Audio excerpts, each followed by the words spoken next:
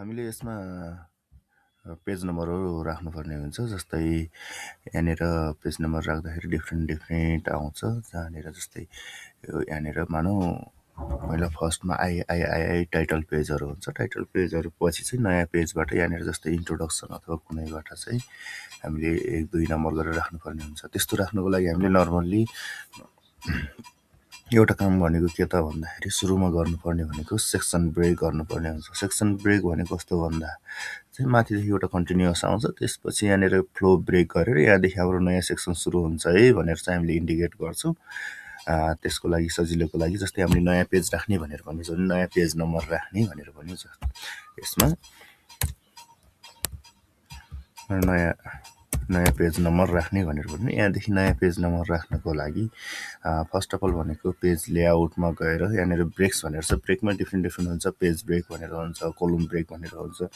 हाम्रो यहाँनिर चाहिँ सेक्सन ब्रेक छ। सेक्सन ब्रेकमा चाहिँ यहाँनिर अप्सनहरूमा चाहिँ नेक्स्ट पेज भनेको यहाँनिर हामीले क्लिक गऱ्यौँ भने यहाँनिरदेखि पेज ब्रेक हुन्छ तर नेक्स्ट पेजबाट सुरु हुन्छ। कन्टिन्युअस गऱ्यौँ भने चाहिँ यहाँनिरदेखि स्टार्ट हुन्छ र यहाँनिरदेखि नयाँ पेजहरू चाहिँ हाम्रो आउँछ। यहाँनिर हामीले कन्टिन्युअस गऱ्यौँ भने यहाँनिर नयाँ सेक्सन ब्रेक भयो है। सेक्सन ब्रेक भइसकेपछि हामीले यसमा अब के गर्छौँ त भन्दा नम्बरिङ राख्छौँ। पहिला पेज नम्बरिङ राख्छौँ। पेज नम्बरिङको लागि हामीले इन्सर्टमा गएर पेज नम्बरमा जान्छौँ। पेज नम्बरमा गइसकेपछि कता राख्ने top of the page bottom of the page अथवा हामीले फर्मेट गरेर राख्न सक्छौँ। मानौँ हामीले अहिले पेज नम्बर 20मा राख्यौँ है। 20मा आयो, 1 नम्बरदेखि सुरु भयो। जस्तै यहाँनिर दिँदाखेरि हाम्रो के दिइरहेको छ सेक्सन 1 दिइरहेको छ है। अनि यहाँ नयाँ पेज राख्ने भइसकेपछि यहाँनिरदेखि के छ सेक्सन 2 छ। ओके, सेक्सन 2बाट हाम्रो नयाँ नम्बर आउनुपर्ने तर यहाँ के छ 1 नम्बरबाट आइरहेछ। ल मानौँ यसलाई हामीले चेन्ज गर्नको लागि फर्स्ट अफ अल यहाँनिर पेज नम्बर छ। पेज नम्बरबाट फर्मेट पेज नम्बरमा गयौँ है। यहाँनिर यो चाहिँ हाम्रो डिजाइन खुलेको हुनुपर्छ।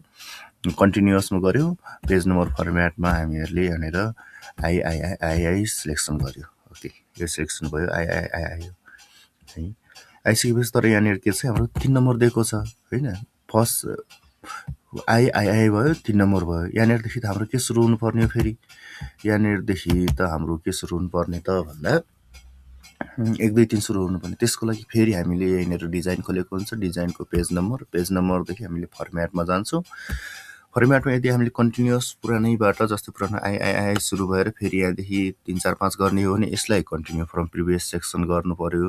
होइन भने हामीहरूले यहाँनिर स्टार्ट 8 गर्नु पर्यो। स्टार्ट 8 कतिबाट 1बाट पनि गर्न सक्यो अथवा 3बाट पनि गर्न सक्यो अथवा चाहिएको नम्बरबाट गर्न सक्यो। जस्तै हामीले यहाँनिर नयाँनिर 1बाट सुरु गऱ्यौँ भने स्टार्ट 8 1 गरिदिन्छौँ र हामीले क्लोज हेडर एन्ड फुटर गर्दाखेरि यहाँनिर हेर्न सकिन्छ। जस्तै यहाँनिर केबाट छ आई आयो, त्यसपछि आई आयो। नयाँ पेज राख्ने भनेको छ यहाँदेखि 1 नम्बर 2 नम्बर 3 नम्बर यसरी हाम्रो नयाँ पेजहरू सेक्सन ब्रेक गर्न सक्छौँ। यसलाई हामीले अनलिमिटेड सेक्सन ब्रेकहरू गर्न सकिन्छ। ओके।